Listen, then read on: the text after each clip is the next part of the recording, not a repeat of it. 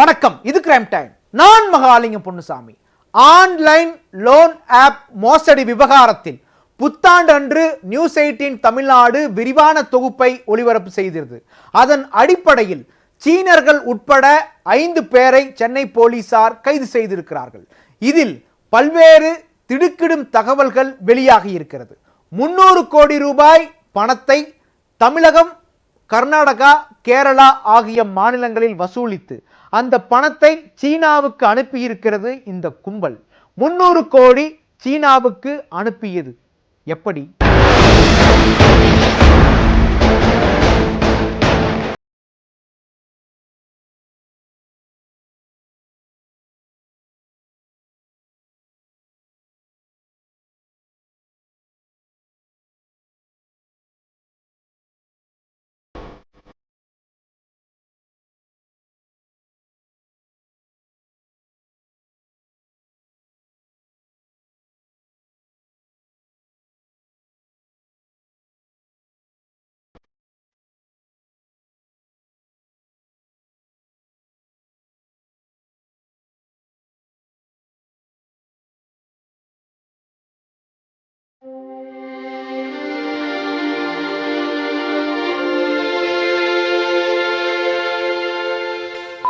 உயிர் எடுத்துட்டானுங்க, பணத்துக்காக உயிர் எடுத்துட்டானுங்க. பணம் நான் இன்னைக்கு கொடுக்குறேன், என் தம்பி உயிரை கொடுக்க சொல்லுங்க, என் தம்பி உயிரை கொடுக்க சொல்லுங்க. என் ஒய்ஃபை, என் குழந்தைய, சின்ன ஒரு 3 வயசு குழந்தை, அந்த குழந்தைய கூட கற்பழிக்கணுங்கிற லெவலில் தான் பேசினாங்க. ஃப்ரெண்ட்ஸ் கிட்ட பேசி சமாளிச்சிடலாம், பட் ரிலேட்டிவ்ஸ்லாம் இருக்காங்க பார்த்தீங்களா, அவங்கக்கிட்ட ரொம்ப அஃபெக்ட் ஆகிடுச்சு. நேம் எல்லாமே ஸ்பாயில் ஆகிடுச்சு. அவங்க என்னோடய ஃபோட்டோவை போட்டு கீழே ஒரு டிஸ்கிரிப்ஷன் போட்டு, இவர் வந்து எங்கள் லோன் ஆப்லேருந்து லோன் வாங்கினார், திரும்ப கட்டலை, இவர் வந்து ஃப்ராடு. வாட்ஸ்அப்பில் பார்த்தீங்கன்னா அசிங்கமாக மெசேஜ் போட்டு விட்றாங்க. என்னோடய ஃபோட்டோவை போட்டு ஆதார் கார்டை பிளாக் பண்ணிடுவேன், பேன் கார்டை பிளாக் பண்ணிடுவேன், சென்னையில் ஒரு அட்ரஸ் கொடுத்து இந்த இடத்துக்கு நீங்கள் வாங்க, நாளைக்கு வந்து கோர்ட்டில் வாங்க, உங்கள் மேலே நான் கேஸ் ஃபைல் பண்ண போகிறேன் அப்படின்னு சொல்லி அனுப்பியிருக்காங்க. கடந்த 10 மாதங்களில் மட்டும் 1.5 லட்சம் இளைஞர்களின் உயிர்களை காவு வாங்கியுள்ள ஆன்லைன் லோன் செயலிகள். புத்தாண்டு அன்று நமது நியூஸ் 18 தொலைக்காட்சியில் இது குறித்த அரை மணி நேர சிறப்பு நிகழ்ச்சி ஒளிபரப்பானது. அதையடுத்து ஆன்லைன் லோன் செயலிகள் குறித்து இளைஞர்களிடையே புரிதலும் விழிப்புணர்வும் அதிகரித்து வருகின்றன. அதே நேரம் இந்த அபாயம் இன்னும் நமது நாட்டை விட்டு நீங்கவில்லை, மாறாக அதிகரித்து வருகிறது. இதை பத்தி நான் நிறைய தெரிஞ்சுட்டு இருக்கேன், இதை பத்தி நான் நிறைய கத்துக்கிட்டு இருக்கும் போது இதெல்லாம் சினிமால தான் நடக்கும் அப்படின்னு நானே நினைச்சிட்டு இருந்தேன். பட் இப்போ உண்மையிலேயே நடக்கிறது அப்படின்றது வந்து என்னால் கொஞ்சம் கூட ஜீரணிக்க கூட முடியல. இப்போ வந்து தெரிஞ்ச ஒரு சார்ட்டர்ட் அக்கௌண்ட் இருக்காங்க, தெரியாம எத்தனை பேர் வந்து இந்த தப்புக்கு துணை போறாங்க அப்படின்றதெல்லாம் தெரியாது. ஆம், சீனாவைச் சேர்ந்த சில நிறுவனங்கள் இந்தியாவில் விரித்துள்ள கடன் வலையை பற்றித்தான் கிரிமினாலஜி மாணவரான பாலாஜி இவ்வாறு கூறுகிறார். சாதாரண மக்கள் மட்டுமல்ல, சமூகத்தின் உயர் மட்டத்தில் உள்ள பொறுப்புள்ள அதிகாரிகளின் கற்பனைக்கு கூட சீனாவின் மாயவலை சிக்காது என்கின்றனர் ஆன்லைன் லோன் செயலிகள் பற்றி ஆய்வு செய்து வருபவர்கள். சீனாவிலிருந்து மாயவலை இந்தியாவில் பரவுவது எப்படி? அப்ளிகேஷன் டவுன்லோட் பண்றதுக்கான எவ்வளவு லோன் கொடுக்குறாங்க அப்படி ஃபர்ஸ்ட் 5000 மேக்ஸிமம் 20,000 வரைக்கும் தராங்க. உங்களுக்கு எமர்ஜென்சியா மணி வேணும், நீங்க இந்த ஆப்பை நம்பி யூஸ் பண்ணலாம். क्या आप इंस्टेंट लोन लेने की सोच रहे हैं? तो आरबीआई की तरफ से जो नोटिफिकेशन जारी किया गया वो मैं आपको बता दूं। KFD लोन एप्लीकेशन की तरफ से decide your fees, no interest, no hidden fees. लेकिन अगर आप लोग यहाँ पर 5 लाख रुपए वाला लोन लेते हैं, இந்த அப்ளிகேஷனை யூஸ் பண்ணி எப்படி நம்ம ஆன்லைன்ல லோன் வாங்குறது?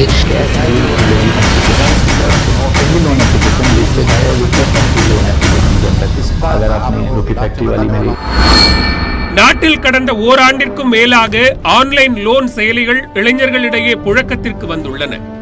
குறிப்பாக 2020ஆம் ஆண்டு மார்ச் இறுதியில் கொரோனா ஊரடங்கு அமலுக்கு வந்த பின்னர் வேலையில்லா திண்டாட்டம் அதிகரித்தது.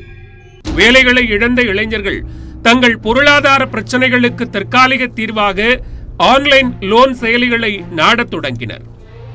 இதையடுத்துதான் ஆன்லைன் லோன் செயலிகளின் எண்ணிக்கை மளமளவென அதிகரிக்க தொடங்கியது.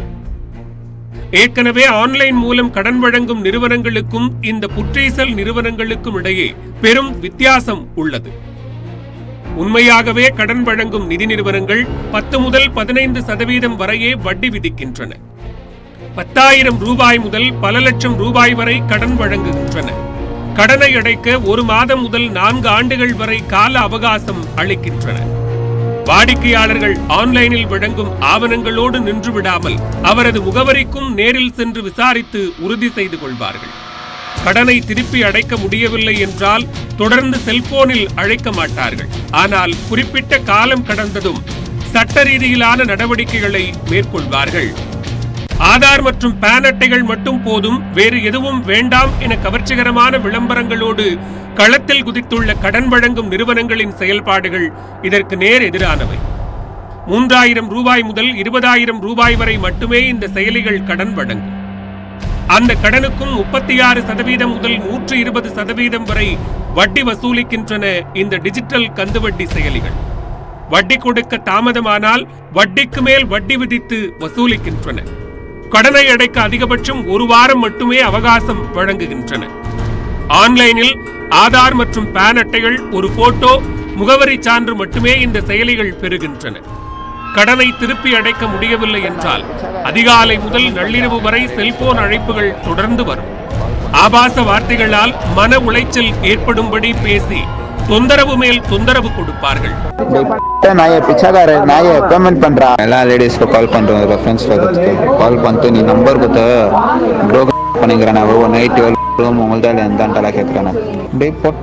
மெசேஜ் கட்சி ரிப்ளை பண்றேன், பேமெண்டா பண்ண மாட்டேன். மெசேஜ் கட்சி ரிப்ளை பண்றேன். சார் உங்களுக்கு என்ன சென்ட் பண்ணிருக்கேன்னா அது வெறும் எக்ஸாம்பிள் சார். நீங்க பாக்கணும்னு சொல்லிட்டு 3 பேஜ் மட்டும் நான் உங்களுக்கு எக்ஸாம்பிள் சென்ட் பண்ணேன். எங்க கிட்ட மொத்தம் 683 கான்டாக்ட் லிஸ்ட் இருக்கு சார். மொத்த பேருக்கு கால் போகும். ஃப்ராட் கஸ்டமர் சொல்லி குரூப் கிரியேட் பண்ணுவாங்க. ஓகேங்களா sir, please understand and try to pay within half an hour sir, or 10-15 minutes எனக்கு பேமெண்ட் வேணும். இந்த வித்தியாசங்களை வைத்தே வாடிக்கையாளர்கள் ஆன்லைன் லோன் செயலிகளை தரம் பிரித்து விடலாம். உடனடியாக கடன் கிடைக்கிறதே என்ற காரணத்திற்காக இந்த செயலிகளில் அகப்பட்டு திணறும் இளைய தலைமுறையினர் லட்சக்கணக்கில் உள்ளனர்.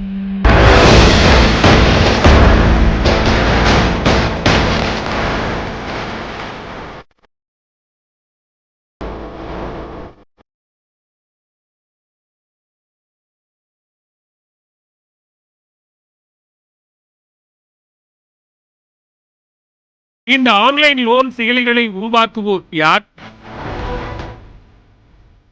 அவர்கள் எப்படி இவற்றின் மூலம் நிதியை முதலீடு செய்கின்றனர்?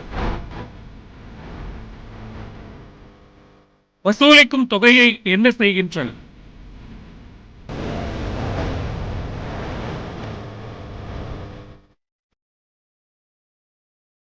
இந்த கேள்விகளோடு தமிழகத்தைச் சேர்ந்த இளைஞர்கள் பாதிக்கப்பட்டவர்களை அணுகி தனிப்பட்ட முறையில் விசாரணையை தொடங்கி நடத்தி வருகின்றனர். ஜீரணிக்க முடியாத பல அதிர்ச்சி தகவல்கள் அவர்களுக்கு கிடைத்துள்ளன. குறிப்பாக கடந்த மார்ச் மாதம் முதல் இந்த ஆன்லைன் லோன் செயலிகளின் கொடூர கரங்கள் அதிக அளவில் இளைஞர்களை பிடித்து உலுக்க தொடங்கியுள்ளது தெரிய வந்துள்ளது. பாதிக்கப்பட்டவர்களை காப்பாற்றும் நோக்கிலும் சட்டத்திற்கு உட்பட்டு தனிப்பட்ட நபர்களின் அந்தரங்க தகவல்கள் பாதுகாக்கப்பட வேண்டும் என்பது குறித்து விழிப்புணர்வு ஏற்படுத்தும் நோக்கிலும் ஒரு அமைப்பை உருவாக்கி உள்ளனர். இந்த இளைஞர்களால் மும்பையை தலைமையிடமாக கொண்டு சேவ் தெம் இந்தியா ஃபவுண்டேஷன் என்ற அமைப்பு உருவாக்கப்பட்டுள்ளது. இந்த அமைப்பு ஆன்லைன் லோன் செயலிகளால் பாதிக்கப்பட்டவர்களுக்கு நம்பிக்கை கரம் நீட்டுகிறது. இந்த அமைப்பினர் சமீபத்தில் நடத்திய ஆய்வுகளில் தான் சீனாவில் இருந்து கோடிக்கணக்கான ரூபாய்கள் இந்தியாவிற்குள் கொண்டுவரப்படுவதும் அவை பல ஆயிரம் கோடி ரூபாயாக பெருக்கப்படுவதும் மீண்டும் சீனாவிற்கு கொண்டு செல்லப்படுவதும் அம்பலமாகியுள்ளது. சேவ் தெம் ஃபவுண்டேஷன் தெலுங்கானா மற்றும் ஆந்திர போலீசாருடன் இணைந்து எடுத்த நடவடிக்கைகளால் சீனர்கள் சிலர் சிக்கியுள்ளனர்.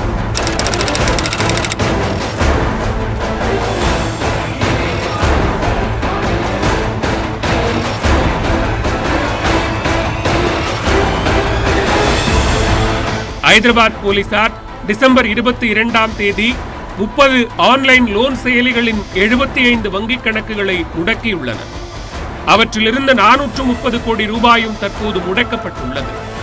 இந்த வழக்கில் அமெரிக்காவைச் சேர்ந்த சரத் சந்திரா என்ற மென்பொறியாளர் உள்ளிட்ட 18 பேர் கைதாகியுள்ளனர். டிசம்பர் 31ஆம் தேதி டெல்லி விமான நிலையத்தில் சீனாவைச் சேர்ந்த 27 வயதான ஜுவை என்ற லம்போ என்ற நபரை ஹைதராபாத் போலீசார் கைது செய்துள்ளனர். இவர் சீனாவில் இருந்து செயல்படும் அக்லோ டெக்னாலஜிஸ், லியூபாங் டெக்னாலஜிஸ், நப்ளூம் டெக்னாலஜிஸ் மற்றும் பின்பிரிண்ட் டெக்னாலஜிஸ் ஆகிய 4 நிறுவனங்கள் உருவாக்கியுள்ள கடன் வழங்கும் செயலிகளின் ஒட்டுமொத்த தலைவராக உள்ளார். இந்த நிறுவனங்கள் தங்கள் செயலிகள் மூலம் பிட்காயின் வடிவில் 21,000 கோடி ரூபாய்க்கு பணப்பரிமாற்றம் செய்துள்ளன என்கின்றனர் போலீசார். இந்த நிறுவனங்களின் பின்னணியில் சீனாவைச் சேர்ந்த யுவான் என்ற பெண்மணியும் இருப்பதாக தெரிய வந்துள்ளது. சிசி மற்றும் ஜெனிஃபர் என்ற பெயரில் வெளிநாட்டில் வசிக்கும் இவர் சிக்கினால் நாட்டையே உலுக்கும் தகவல்கள் கிடைக்கலாம் என்கின்றனர் போலீசார். சென்னையைச் சேர்ந்த வாடிக்கையாளர் ஒருவர் அளித்த புகாரின் பேரில் பெங்களூருவைச் சேர்ந்த ட்ரூ கிண்டில் என்ற நிறுவனத்தின் கால் சென்டர் கண்டுபிடிக்கப்பட்டது. அதனை நடத்தி வந்த சீனாவின் குவாங்டாங் மாகாணத்தைச் சேர்ந்த பிடெக் படித்த ஜியாவோ யமாவோ மற்றும் வு யுவான்லும் பிரமோதா பவன் ஆகிய 4 பேரை போலீசார் கைது செய்தனர். விசாரணையில் ட்ரூ கிண்டில் என்ற நிறுவனத்தின் பெயரில் 10க்கும் மேற்பட்ட ஆன்லைன் லோன் செயலிகளை உருவாக்கி சில கோடி ரூபாயை கடனாக கொடுத்து பல கோடி ரூபாயை வசூலித்தது தெரிய வந்தது.